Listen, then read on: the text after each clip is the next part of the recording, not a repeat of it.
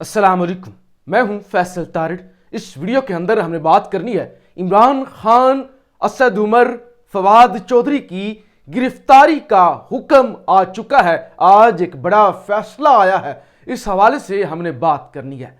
Saudi अरब और Saudi अरब के वलीअहद और वजीर आजम मोहम्मद बिन सलमान ने पाकिस्तान पर नवाज़शात की बरसात कर दिया। यानी मुख्तसर ये कि पाकिस्तान के लिए खजानों का मुंह खोल दिया है, पाकिस्तान के लिए अरबों डॉलर्स देने का ऐलान किया है। पाकिस्तान का डिफॉल्ट का खतरा भी टल चुका है, जनेवा के अंदर भी अरबों डॉलर इकट्ठे हो चुके हैं। ये क्या मामला है? क्या इंपोर्टेड हुकूमत अब ज्यादा अरसे तक चलने जा रही है? आसिम मुनीर साहब ने किस तरह से आते ही कामयाबियां हासिल की हैं? और इस वीडियो के अंदर खास तौर पे हमने बात करनी है, ये जो डॉलर मिल रहे हैं, हर चीज की एक कीमत होती है, हर चीज की एक कीमत होती है। वो क्या कहते हैं कि there is no free lunch, कोई भी खाना फ्री में नहीं होता, कुछ भी नहीं होता, कोई तोहफा तहाइफ नहीं होता, दुनिया में सब कुछ फायदे और नुकसान के लिए होता है। तो ये जो डॉलर हमें मिल रहे हैं, इस पर मैंने एक हफ्ता पहले बात की है, इसकी कितनी भारी कीमत इस कौम को झुकानी पड़ेगी, इस मिल्लत को झुकानी पड़ेगी, वो तो आपको आगे चल के पता चलेगा। और फिर आर्मी चीफ मुत्तहिदा अरब अमारात यानी यूएई पहुंचे हुए हैं, उस हवाले से भी हमने बात करनी है। चलो जी, सबसे पहले इलेक्शन कमीशन ने आज दिन 10 बजे एक फैसला सुनाया कि हमारी होगी है तौहीन। इमरान खान हमारे खिलाफ बोले हैं रहीम यार खान के जलसे के अंदर, और इमरान खान ने कहा है कि इलेक्शन कमिश्नर करप्ट है, वो नून लीग के साथ मिला हुआ है। और फवाद चौधरी, असद उमर ने भी हमारे खिलाफ तकारीर की थी, हमने बारहा नोटिस भेजे, हमने बारहा बुलाया कि आप आए, सफाई पेश करें, वजाहत दें, वरना हम आपको नायल भी कर देंगे, वरना आपको 3 साल की सजा भी होगी। लेकिन कोई भी पेश नहीं हुआ। तो फिर 4 रुकनी बेंच ने फैसला सुनाया, महफूज फैसला था, और फैसले के अंदर यह बताया गया है इमरान खान के काबिल जमानत यानी जमानत हो सकती है, काबिल जमानत वारंट गिरफ्तारी जारी किए गए हैं। और साथ ही साथ असद उमर और फवाद चौधरी के भी काबिल जमानत वारंट गिरफ्तारी आज जनाब जारी हो चुके हैं। और अगर अब जमानत ना करवाई गई तो फिर इमरान खान को, असद उमर को और फवाद चौधरी को गिरफ्तार भी किया जा सकता है। तो यह है इस्लामी जमहूरिया पाकिस्तान के इलेक्शन कमीशन कराची के अंदर इलेक्शन करवाने में नाकाम हुआ। इस्लामाबाद के अंदर अदालत की तौहीन कर डाली, हाई कोर्ट की तौहीन कर डाली, नहीं करवाया इलेक्शन। जो फिर धांधले किए, जो सुप्रीम कोर्ट के अंदर जाके आज से 8-9 महीने पहले चीफ इलेक्शन कमिश्नर ने कहा था 7 महीनों तक तो सोचे भी मत कि हम इलेक्शन करवा लेंगे, वो सारी कहानी भी आप पाकिस्तानियों के सामने है। लेकिन इमरान खान ने क्यों कह दिया? इमरान खान ने तो वो मजिस्ट्रेट ज़ेबा चौधरी के बारे में भी क्यों अल्फाज बोल दिए? तौहीन तो तब होगी ना जब इमरान खान बोलेगा। ये जो सारे तौहीन इलेक्शन कमीशन और तौहीन अदालत, ये सब कुछ तौहीन अवाम, सबसे बड़ी तौहीन अवाम, तौहीन कौम करते रहे, क्या फर्क पड़ता है? आज मैं जनरल रिटायर्ड अमजद शुएब साहब को मैं सुन रहा था, बहुत खूबसूरत उन्होंने बात की। मेरी तरह वो भी कुड़ते हैं, हम भी कुड़ते हैं ना, चीखते हैं, इस कौम के लिए आवाज उठाते हैं, तड़पते हैं कि जाग जाएं ये लोग, या गफलत की नींद में सोए हुए जाग जाएं, वरना हमें क्या गले फाड़ने से हमें क्या मिलेगा? हम तो आराम से भी बात कर सकते हैं, अच्छी अच्छी बातें भी कर सकते हैं। लेकिन इस कौम को जगाने के लिए अमजद शुएब साहब को सुन रहा था, उन्होंने कहा बेशरम कौम है, बेशरम कौम है। अगर जिंदा कौम होती श्रीलंका की तरह इन बेशर्मों को उठाकर बाहर फेंकते। कहा कोई भी जिंदा कौम होती ना, अब तक इन बेशर्मों को उठाकर बाहर फेंक चुके होते। लेकिन यहां पे तौहीन भी वो होती है जो इमरान खान की जबान से लफ्ज निकलते हैं।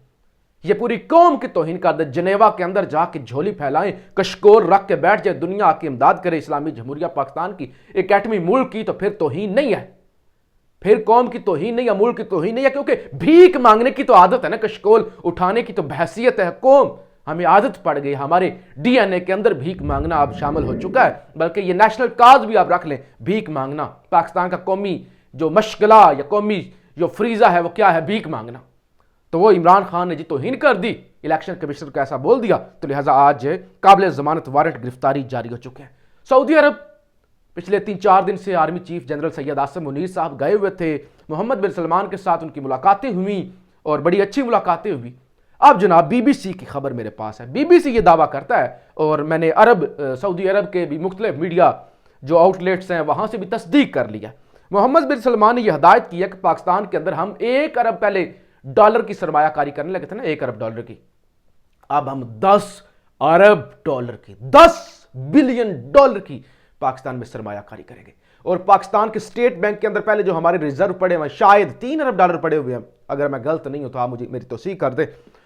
محمد بن سلمان نے یہ کہا ہے کہ وہ ہم 5 ارب تک لے کے جائیں گے, یعنی پاکستان کے بینک کے اندر ریزرو کے طور پہ, امانت کے طور پہ 5 ارب ڈالر ہم رکھائیں گے اور پاکستان کے اندر 10 ارب ڈالر کی سرمایہ کاری کریں گے. تو مجموعی طور پہ 15 بلین ڈالر, یہ ایک بڑی سرمایہ کاری ہے, بہت بڑی پاکستان کے اندر سرمایہ کاری ہے. اور جنیوا کے اندر جو بھیک مانگی جا رہی ہے, اور انٹونیو گوتریس جو کہ اقوام متحدہ کے سیکرٹری جنرل ہیں, انہوں نے بھی شکریہ ادا کیا قوم کا کہ اس بھوکی ننگی قوم کی آپ نے مدد کی ہے.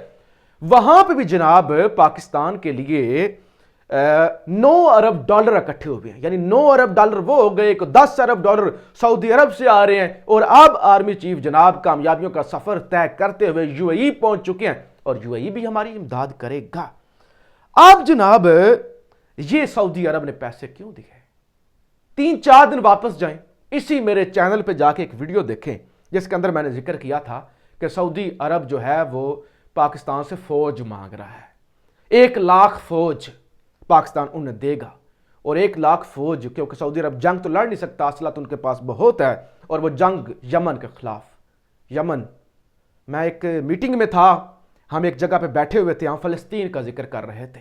میں نے کہا اسرائیل نے فلسطین کے اندر جو کچھ کیا پچھلے 70-80 سالوں میں, 75 سالوں میں, وہ انہوں نے 70-80 سالوں میں کیا.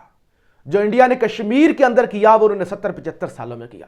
جو پچھلے 6 سالوں کے اندر سعودی عرب نے یمن کے اندر کر دیا وہ بھاری ہے, وہ زیادہ نقصان ہے. اب اگر وہاں پہ پاک فوج اگر جائے گی, دیکھیں میں نے کہا نا اتنے اچھے سعودی نہیں ہے کہ آپ کو بہت شکریہ, انہوں نے ہماری مدد کی ہے, ہم لٹ چکے تھے, برباد ہو چکے تھے. ہمارا برادر اسلامی ملک ہے, لیکن یہاں پہ کچھ بھی مفت میں نہیں ہوتا. میرا مقصد یہاں پہ سعودیوں کی توہین کرنا نہیں ہے کہ ان سے ہم کھائیں بھی, ان سے کھائیں بھی, وہ ہماری امدادیں بھی کرے اور ہم یہاں پہ بیٹھ کر ان پہ تنقیدیں شروع کریں. لیکن نہیں, بات یہ ہے کہ کچھ بھی فری نہیں ہوتا, قیمت ادا کرنی پڑتی ہے, فری کچھ نہیں ہوتا. اب اتنے اچانک پیسے آ گئے, اچانک اتنے پیسے انہوں نے دینے کا اعلان کیا ہے, تو کچھ تو وجہ ہے, کچھ تو ہو رہا ہے. اور اگر وہ فوج جا کے یمن, اگر ایسا ہو جاتا ہے, میرے منہ میں خاک, اللہ کرے ایسا نہ ہو. ہم نے وعدے, ان کی جو پریس ریلیز آئی, انہوں نے کہا کہ پاکستان کے ساتھ ہماری ملٹری کوآپریشن پر بات ہو رہی ہے. اگر ہو جاتا ہے فوج ہماری جا کے یمن کے اندر لڑتی ہے خدا نخواستہ, اور پھر ایران کیا کرے گا؟ کہ یعنی ہم مسلمان آپس میں لڑ جائیں گے, ایران ہمارے ساتھ, ہم ایران کے ساتھ, ہم یمن کے ساتھ, یمن سعودی عرب سارے آپس میں لڑ جائیں گے. یہی تو دشمن کا منصوبہ ہے کہ ان کو آپس میں لڑوا دو, ان کو مرنے دو مسلمانوں کو آپس میں لڑ کے. تو لہٰذا یہ بڑی بھاری قیمت, کچھ بھی فری نہیں ہوتا اس دنیا کے اندر. تو لہٰذا ڈیفالٹ کا خطرہ تو اس لحاظ سے ٹل چکا ہے. اگر اتنے پیسے واقعی آ رہے ہیں, کوئی 10 ارب ڈالر یہ ہو گئے, کوئی ریزرو بھی آ گئے, پھر وہ 9 ارب ڈالر وہ اسلحہ افزا دکان کے لیے, تو ایک دفعہ ہمارے یہاں 15 سے 20 ہزار ڈالر تو آ رہے ہیں, ارب ڈالر. ڈیفالٹ خطرہ تو ٹل گیا. تو کیا اب یہ امپورٹڈ حکومت, ان کا سب سے بڑا مسئلہ تو اس وقت معاشی ہے نا, کہ معاشی سٹیبلٹی نہیں ہے, ملک دیوالیہ ہونے کی طرف جا رہا ہے. تو کیا اب یہ آگے چلے گا؟ کیا یہ حکومت آگے بڑھے گی؟ کیا ان کو اب زیادہ ٹائم ملے گا؟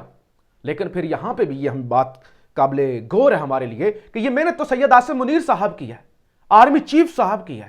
آرمی چیف نے ملک کو بچایا ہے, ملک, اور آرمی چیف نے 2 دفعہ قومی سلامتی کا اجلاس بلایا ہے. اور مجھے اب عاصم منیر صاحب سے کچھ امید کی کرن نظر آنا شروع ہو گئی ہے کہ اعظم سواتی صاحب کو بھی رہا کر دیا گیا, اور ساری وہ جو باجوہ صاحب کی پالیسیز تھی نا, کیونکہ ٹائم لگتا ہے نا, فیض حمید صاحب کے بندے ہیں اسٹیبلشمنٹ کے اندر, ایجنسیوں کے اندر, اور وہ صاف تو کر رہے ہیں کچرا, لیکن تھوڑا ٹائم لگنا ہے. مجھے امید تو نظر آ رہی ہے, لیکن وہ ٹیکنوکریٹ کا جو سیٹ اپ سوچا جا رہا تھا, تو شاید اب اس کو شاید بریکیں لگیں. ویسے مجھے طاقتور حلقوں سے جو مختلف اطلاعات ملتی ہیں, مختلف ذرائع سے, دوستوں سے, سینئر دوستوں سے, ان کے مطابق تو ٹیکنوکریٹ کے منصوبے پر طاقتور حلقے بھی قائم ہیں, لیکن یہ ڈیفالٹ کا خطرہ میرے خیال سے اگر یہ پیسے آ جاتے ہیں تو پھر ٹل جاتا ہے.